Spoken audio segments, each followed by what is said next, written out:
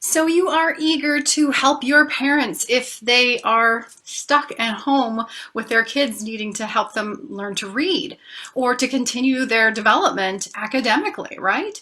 But you don't want to overwhelm them. How can you juggle between support and encouragement and making them feel inspired to not just let Johnny or Sally sit in front of the TV all day, but at the same time, how can you be sure not to dump them with so much that the overwhelm makes them give up?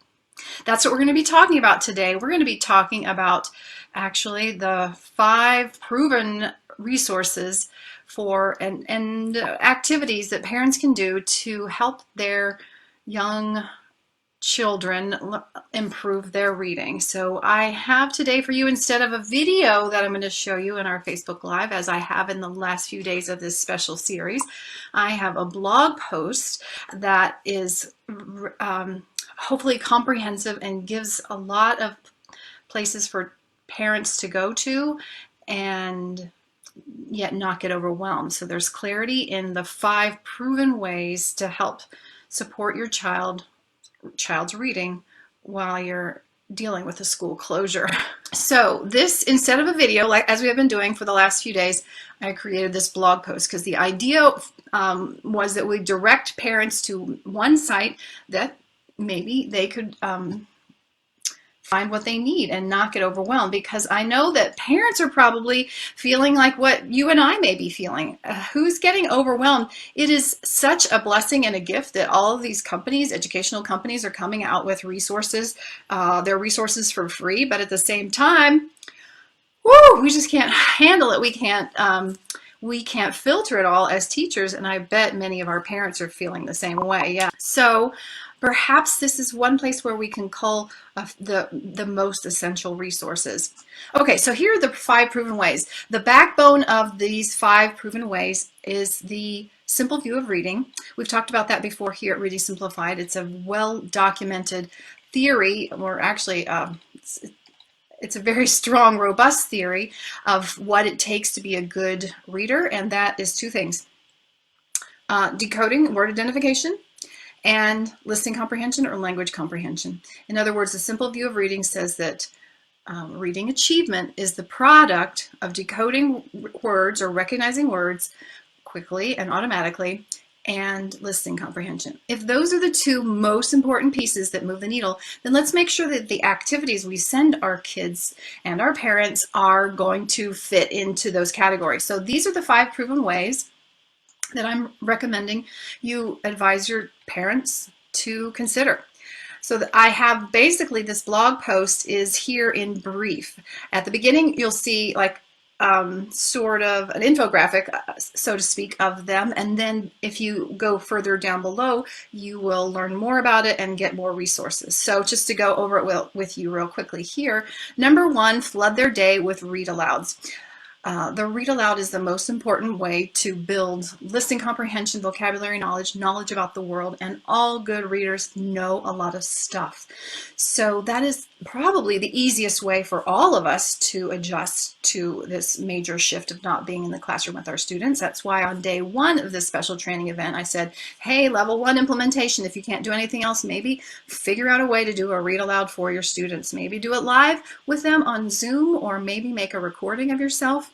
Yesterday we talked about how even you could just make yourself a recording with your simple phone and email or text that to them if their data plan won't be too burdened by that.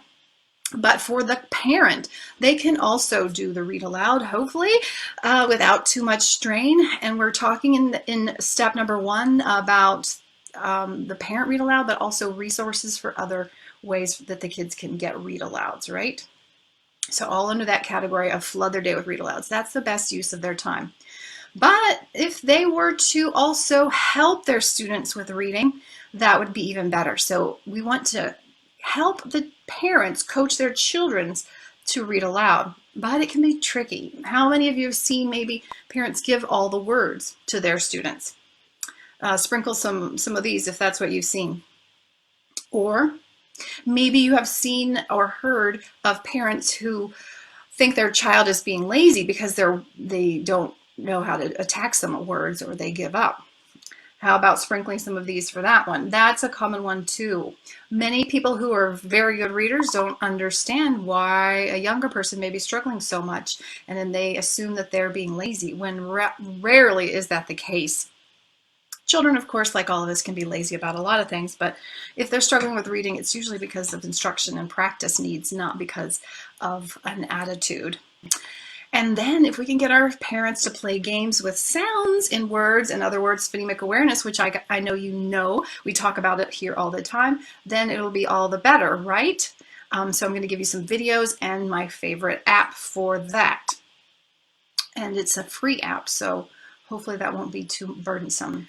Number 4, encourage all kinds of writing. Parents can help with handwriting formation. Parents can ask kids to write simple single words. Parents could ask the kids to make a menu. Parents could ask the children to write a 2-sentence summary of the book that they read, or that what you read to them. They could write 3 sentences about what happened in their day. They could do some creative work, of course, go further and deeper, but at the minimum, if we coach our parents in how to encourage all kinds of writing, and particularly for our younger readers, if they help the students to hear the sounds and words, that will be great. And that's what's in this point number 4. Okay, and then oops, we've got to change that 3 to a 5. So that's going to be number 5. As I said, this is a work in progress. Help your child learn knowledge about the world. So of course they're going to do that through the read aloud, but maybe the parents want to do some fun things to learn about the states. Do they know where Washington and Seattle are? Do they know where New York and California? How about Italy? I was working with a 5th grader and a 6th grader in the last 6 weeks, and both of them didn't know where Europe. One of them didn't know where Europe was. One of them didn't know where Italy was. So that's information that's really helpful for being a good reader, for being a good citizen of the world. And how about some history? What about World War I and the Spanish flu? All this information that they can garner from read alouds, from doing research online, from just talking with others, creating timelines, playing games to learn the states or the continents or the countries. All of that will serve our student. Let's move into, now we're going to expand it. So number 1 was flood their day with read alouds. Well, that sounds great, but how many of you have just heard that your libraries are closed? And maybe many of your families don't even have any books. Of course, many families do, but a lot of families with less income do not have their own books. So what are we going to do about that? How are they going to flood them with read alouds if the libraries are closed? Sprinkle some of these if your libraries are closed. Okay, so this is just giving them a little reminder about the benefits of read aloud. Sometimes people think it's just for fun and entertainment. So it's trying to push the notion that this is about knowledge building and building the brain. So I'm drawing attention here to the 3 types of read aloud. So it doesn't all have to fall on the parent. And actually there's some great digital ways of giving the parent some free time that also boosts the child's brain. So we're going to talk about these 3 types here. The parent reads to the child. That's kind of classic, what you think about. Then there could be the child watches the read aloud online, like Storyline Online right there. That's a picture of Oprah reading a book. Or the child listens to a read aloud. So these are the 3 types. We want to give parents the idea, oh, look, there's a lot of different ways to do this. And then for each of these categories, then there are resources underneath it. So we'll go down here. This is the list of the parent read aloud resources. So maybe they can go to the local library if it's not closed yet and they practice their social distancing, or maybe if it's closed, they can check out things digitally through Overdrive. Project Gutenberg, which I misspelled, we'll fix that, is a huge library, mostly of old books, but you can find some classics in there that might be good for reading aloud, like Alice's Adventures in Wonderland, Little Women, which is timely. Maybe they could be encouraged to read the book to their kids before they watch the movie or after they've watched the movie. So those are free and can be read online. Not so much data demanded there with any kind of book that's an ebook that you just download. And then Amazon Kindle or Nook. Amazon Kindle is, an ebook platform. It does have some for free, but not many great ones, I don't think. But if any of your parents are Amazon Prime members, then there's a whole category of free books for Prime members. And Amazon Kindle has thousands of books, or rather, Amazon Kindle Unlimited has thousands of books. And right now, because of the COVID-19, they are giving 2 months free of Kindle Unlimited. So I think that's a great option for anyone who has multiple kids or people in their family. If we're all not able to get to the library, and maybe we don't even have, like if some of your families don't have a library card, it might not be very easy to get a library card. But this is a way for people of all ages to get free ebooks for the next 2 months. If we get past this week of prepping all this, are we going to have time to read and enjoy some of these free resources, you guys? Another category of read aloud, of course, is this child just watching another adult online read to them. And many of the ones that I really like have the words being seen on the screen, so then there's a 2-for-1 benefit. Not just getting the listening comprehension, but also getting the opportunity to improve potentially some letters, word recognition. So Storyline Online is a great place to send them. Free, it's always been free. And there's a link, just click on that picture, click on the link. Epic, as you know, is a great one, and they just opened up free access to families through June 30th. So that is a great opportunity because Epic is fabulous. There are so many things there. Books is newer, and they have a free parent trial for 30 days, but if you get a teacher account, you might be able to give your students access. And the Books is newer, and it has some of the same features of Epic, but it has more animated books, which could be fun, especially for the younger ones. So we've got the parent actually could read to the child, old-fashioned way. We could have the children watch or read aloud, which I think is one of the best uses of screen time. And then the best, probably my favorite, that frees up the parent is the child listens to read aloud resources. And Audible, they're also coming through right now. They just released free access to a fairly good size collection of books for children called at stories.audible. So if you go to stories.audible.com, and this website will get you there. Yeah, Audible is great. I'm hoping that I can get myself some free time and listen to some of those great books. There's some classics in there. You can search by young children, tween, preteen, and classics. And it can also be an app on the phone, or any kind of device. So if the children have some sort of iPod or some sort of device like that, then that's a great thing that they can maybe control more on their own. Pinna, similarly, is an app that the child could download with parent permission. It's for kids 3 to 12, and they've collected a lot of great podcasts. One of my favorites is Brains On, which is highly produced, kind of like an NPR style show where there's dialogue between an adult and a child exploring a particular topic, like why do we sneeze, or what causes hurricanes. So all sorts of mostly scientific topics. And there's some other ones as well. That's just one of the many on Pinna, but Pinna also has audiobooks and music, and they have a little mystery section. So that one's cool. And it is,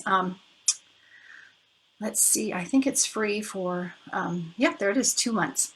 Okay, so Lord willing, we'll be done with all this in 2 months, right?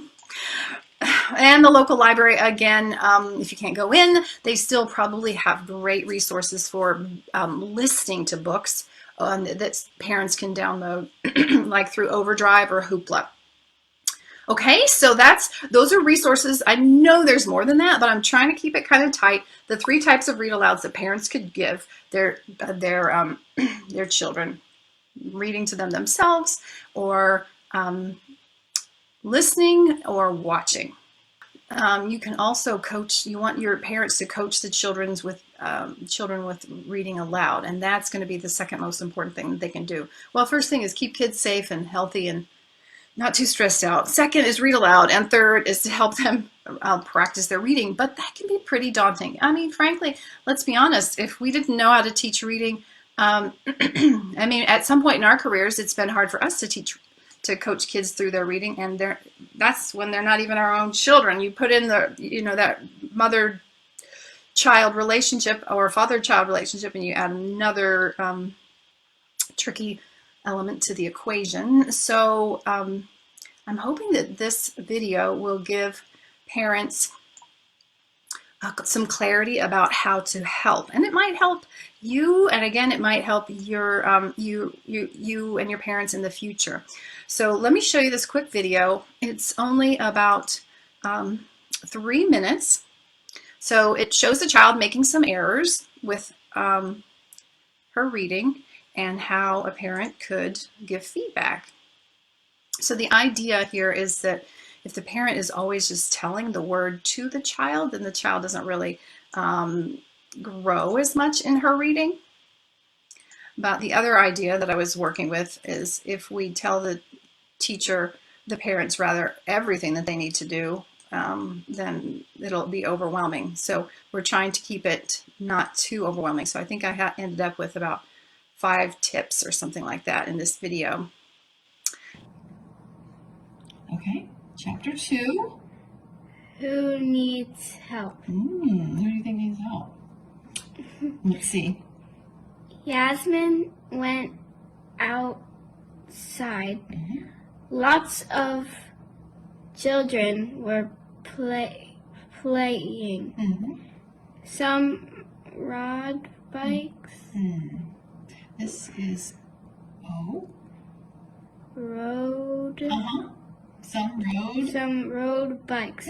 Some kicked a soccer ball. Does that make sense? What else could this be?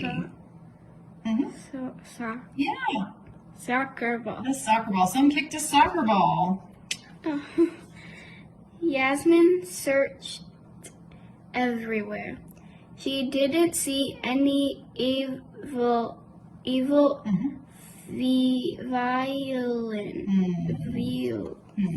Try this. Try it. Villains. Try ends. Villains.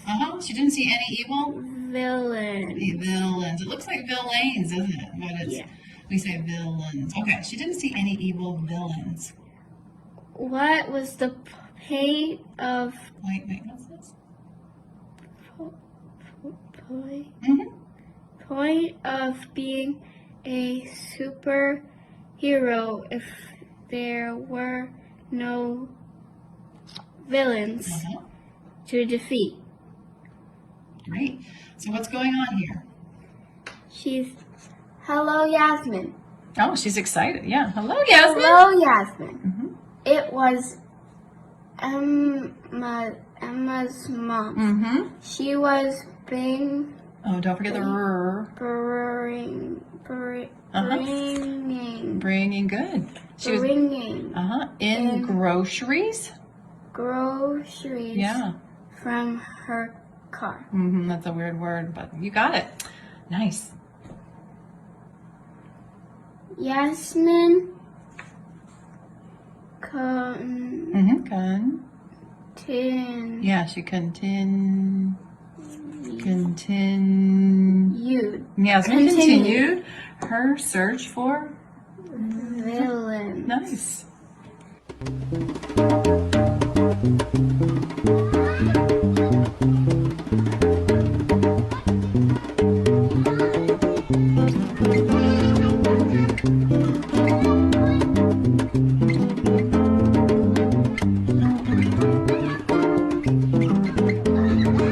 Now, if you notice, that was a little more advanced and I didn't have a blending error in there because the student at that level most likely wouldn't have a blending error. So here's a quick fix when your child has difficulty blending sounds to read words. And this is what we talk about a lot here, Reading Simplified, the blend as you read strategy. And so instead of getting the kid, for those of you who are not familiar with Reading Simplified, we're always saying, instead of having the child say each sound in isolation, k, a, t, instead of that, we want them to group sounds from the beginning, cat. And so for those kids, maybe early pre-K, kindergarten, first grade, or those who are at that reading level, this may be helpful. So I can show you that too. And then step 3 is to play games with sounds and words. If you're in our Reading Simplified Academy, you know about some recent videos we have released for this, but now I'm putting it out for the public because I'm seeing that there's this great need. So let's talk about that. These are 2 games that parents can play at any time to practice phonemic awareness orally, segmenting and blending. All right. I'm always pushing, let's combine phonemic awareness with phonics and make it read real words, but there's benefit for doing it orally too if you don't have the opportunity to do it all in the context of reading, right? So that's what this game will be all about. And I don't know how much driving we'll be doing in the car, but you can play this anywhere, and that's hopefully the idea of this very casual video of a child practicing phonemic segmentation orally, something that a parent could do. So, I want to play that game with sounds again, okay? Alright. So, I'm going to say a word, and then you tell me the parts of the word. So, if I said the word cat, you tell me that each sound or the parts of cat are cat. Got it? Yeah. Okay. So, let's try the word dog. G. You got it. Very clear, crisp sounds. I like how you separated them. Okay. How about swim? Wow, that was good. I tried to trick you. How about plant? So close. That one's trickiest because I added a sound. So you left one out. Listen to the one that you left out. It's plant. So it's Yeah. Yeah. Go from the beginning of plant.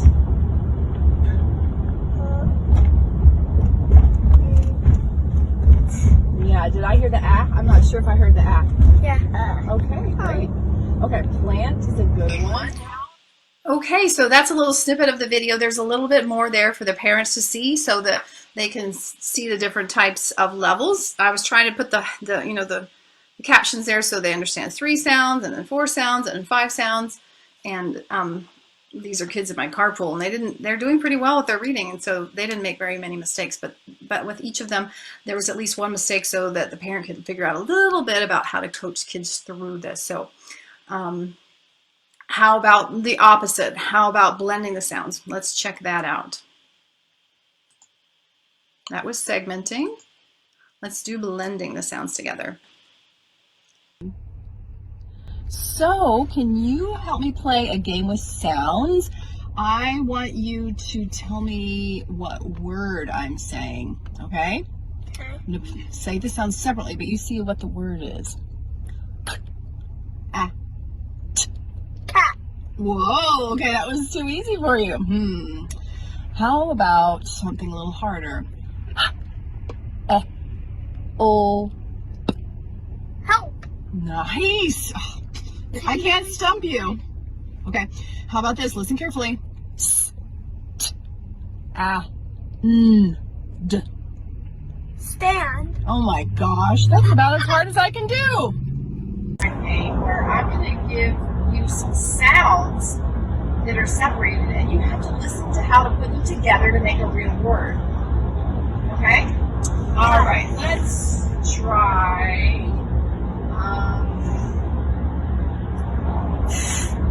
Fish. Ooh, that was quick. Okay. Let's try.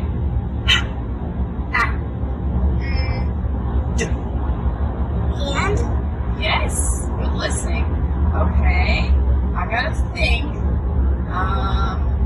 How about? Oh.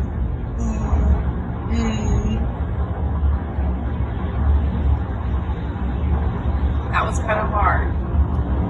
Balloon. Yeah, can you say it again? Balloon. Close. This is not a very normal word. It's probably not the best word for me to pick. Let's try it. Let me do it again.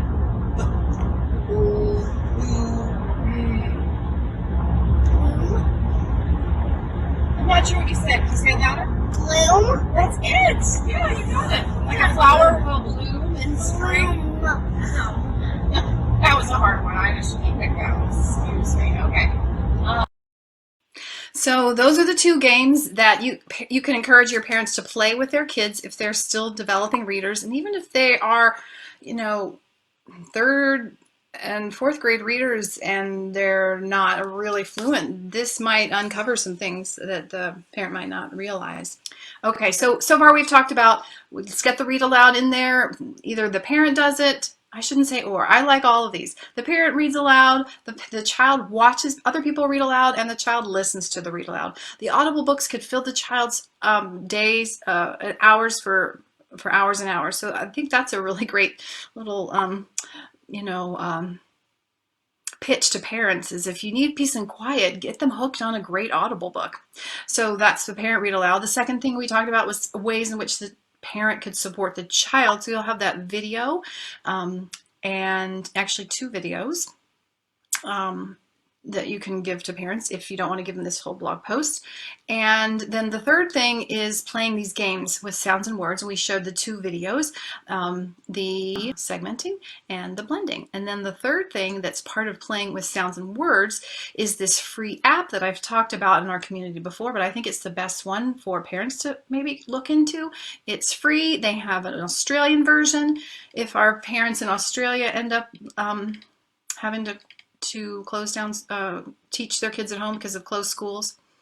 And we've talked about it here before, but it's basically Switch It, a phonemic manipulation game on an app, and it's great fun. And the interesting thing about what's changed is that they use, if not entirely, mostly nonsense words, so that's good for any alphabetic language. Well, sort of. I mean, they're English. They use the English vowels. So let me show you a little example. There are going to be two videos of what the app looks like. There will be the links to download the app. There's an Android version and an iPhone version, although I couldn't find the Android Australian, just the US. So let's check out a bit of what's changed. I'll just show you a minute of it so you can get the sense of it. And it's like Switch It, the most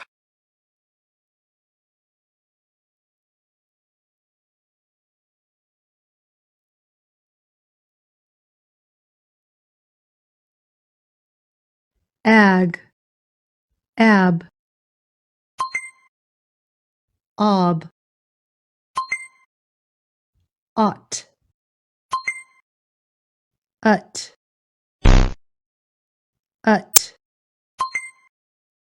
ud, ed,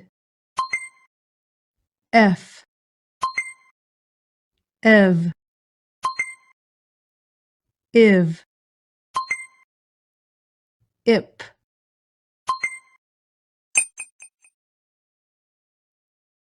So that was level one. It goes up higher into 4 and 5 sound words, and there's a video of that. Here's the more advanced level, so you can see they're going to have to change flism to fluzzum, something like that.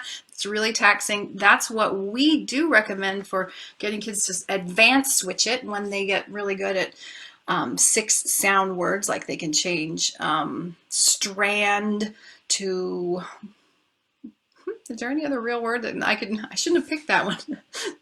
Let's go to the nonsense word strund. After they do that and they're able to do those kinds of words, like then we go into advanced Switch It and nonsense words, and this is very similar. And then there's even a level where there are no letter sounds, which is also like Reading Simplified Switch It for advanced levels, like this one. So the child just has to remember if the F sound is at the beginning and it's being repeated at the end, you have to pick the same color. This is very similar to how the Linda Mood Bell LIPS program, which began in the 60s, initially used the whole concept of phonemic manipulation. And they're still doing that. I think it's better to start kids out with doing it with letters because they can handle it. And then, but at the point when they get so automatic with letter sounds, and we want to push them to a harder level, we can do this type of thing with just the colors. So those are 3 games, 2 oral ones, and then the What's Changed app. And then this is where I ran out of time. So encourage all kinds of writing. What are some of your ideas about writing? I'm thinking for those who are not stuck in the ways in which they handwrite, practicing handwriting formation would be good. If you have PDFs of that or blog posts, not blog posts, programs that you already like, then I would send that. But also just writing words, writing sentences. I will add a video of our write it activity, which is basically dictation, but it's kind of like a process version. So we don't actually want them to be perfect with our write it activities. We are doing dynamic assessment, seeing how they're doing and coaching them through it. And when they make a mistake with a particular phonics pattern, that's not a big deal to us. We want to just point out what's wrong, and they learn from it by having to pay attention to the sounds and words and put it down on paper. They're going to be more cognizant of what's tricky. And then the fifth idea is just to help the children learn knowledge about the world. Again, all the reading will help with that, but then there's other things that they can do. Maybe apps for learning the states or the countries. As I said, anything about science that Brains On podcast is one simple way. There's also great YouTube videos, but just to let parents know that that's probably one of the best things that the kids could do is just to explore things. Maybe it could be that it's choose your own adventure, or maybe you are going to encourage them to go on a particular topic and then have kids do different things with the knowledge building that they're going through. So here at Reading Simplified, we're going to be expanding it across the rest of the day. And so there are links in that blog post to everything, and the videos are live. This is going to be, if you don't already know, this is going to be in our Facebook group. Let's do this in Unit 4, which will be fleshed out today. Take care of yourselves, you guys. Let me know what you need. Share more resources or share suggestions in the Let's Do This Facebook group. And remember, there's a lot there. If you haven't been participating in the whole time, you'll find, I hope, a path that is not too overwhelming if you take it step by step. Thanks to everybody. God bless. Would you like future complimentary trainings like this here at Reading Simplified? Then make sure you ring the bell here at YouTube to become a subscriber so that you learn more of our ways of streamlining instruction and accelerating students' reading achievement. And you can also find us on Facebook at Reading Simplified, usually on Tuesday nights, 8 p.m. Eastern Standard Time. We go live with other complimentary trainings, and we give away some freebies for teachers and parents. So I hope to see you here again next time on YouTube or even on Facebook. Take care.